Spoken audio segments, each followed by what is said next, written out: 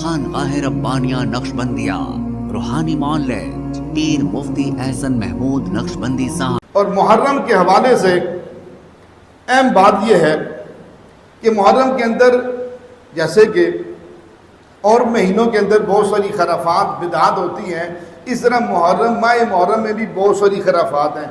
اب وقت نہیں کس کا تذکرہ کروں، صرف مختصر 2-3 منٹ کے لیے عرض کرتا ہوں، ہمیں سمجھنا چاہیے۔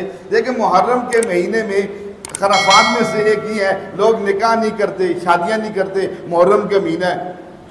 یاد رکھیے اسلام نے 365 دنوں میں سے کسی دن، کسی گھنٹے، کسی منٹ، کسی سیکنڈ قرآن و حدیث کے اعتبار سے، شریعت مطالعہ کے اعتبار سے کہیں بھی نکاح کرنا منع نہیں ہے۔ اور تو اور پیغمبر کائنات صلی اللہ علیہ وسلم کی زوجہ اول سیدہ خدیجہ الکبریٰ رضی اللہ تعالیٰ عنہ کا نکاح 10 محرم کو ہوا۔ پیغمبر کی بیٹی ام کلثوم کا نکاح محرم کے مہینے میں ہوا۔ سیدہ فاطمہ الزہرا رضی اللہ تعالیٰ عنہ کا نکاح محرم کے مہینے میں ہوا۔ جب خاندان نبوت حضور خود نکاح محرم میں کر رہے ہیں، میں اور اپنی جہالت کو کیوں عروج دے کر ہم نکاح بند کر دیں، شادیاں بند کر دیں محرم میں؟ یہ خرافات اسلام کے اندر ہماری پیدا کردہ، یہ ہماری جہالت ہے، بے دینی ہے، ہمیں اس کو دور کرنا چاہیے۔ کیوں نکاح بند کر دیتے ہیں؟ محرم سے پہلے شادیوں کا زور ہوتا ہے، محرم کے بعد بند۔ لوگ کہتے ہیں محرم میں گوشت نہیں کھانا چاہیے، اس لیے گوشت کیوں نہیں کھانا چاہیے؟ کس نے منع کیا گوشت؟ جس طرح نکاح منع نہیں ہے، اس طرح گوشت بھی پورے سال کے کسی منٹ سیکنڈ میں منع نہیں ہے۔ محرم کے مہینے کو شوق کا مہینہ کہا جاتا ہے۔ اس شوق میں مرد بھی عورتیں بھی کالا لباس پہنتے ہیں، حرام ہے کالا لباس پہننا، یہ تشبیہ ہے کفار کے ساتھ۔ اس لیے کالا لباس فرعونی لباس ہے، فرعون کالا لباس پہنتا تھا۔ جو کالا لباس پہنے تو اس پر فخر کرے کہ آج میں فرعون کی طرح لگ رہا ہوں۔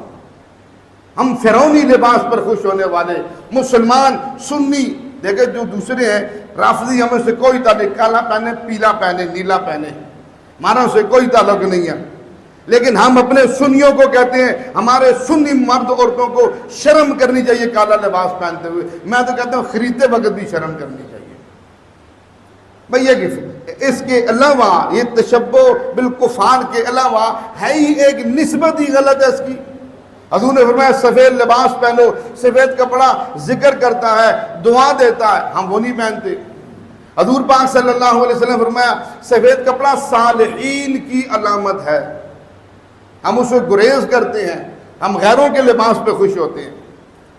اس لیے میں نے عرض کیا، اور اس کو پھر اس میں ماتم کرنا، سینہ کو بھی کرنا سب حرام ہے۔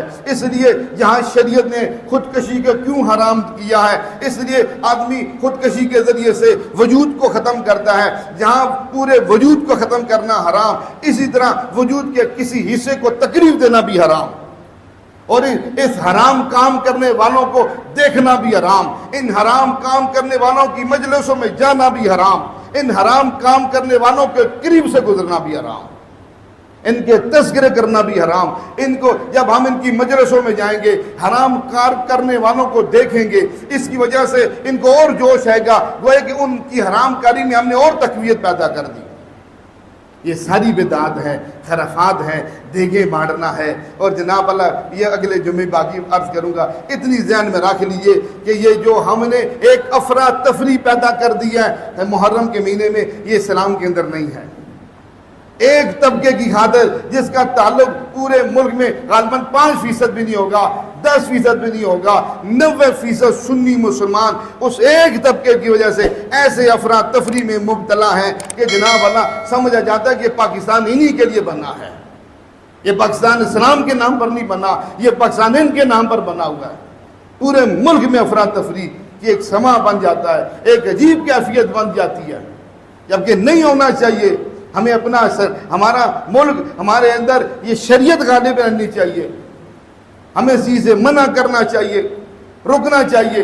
اس لیے ساری خرافات ہیں، بدعات ہیں، گندگیاں ہیں، خود بھی بچنا ہے، اوروں کو بچنے کی بھی اس بات میں ترغیب دینی ہے۔ اللہ پاک کی بارگاہ میں دعا ہے اللہ جل شانہ ہم سب کو عمل کرنے کی توفیق نصیب فرمائے۔ ہمارے ہاں جادو، جنات، بندش اور نظر بد کا شافی علاج قرآن و سنت کی روشنی میں کیا جاتا ہے۔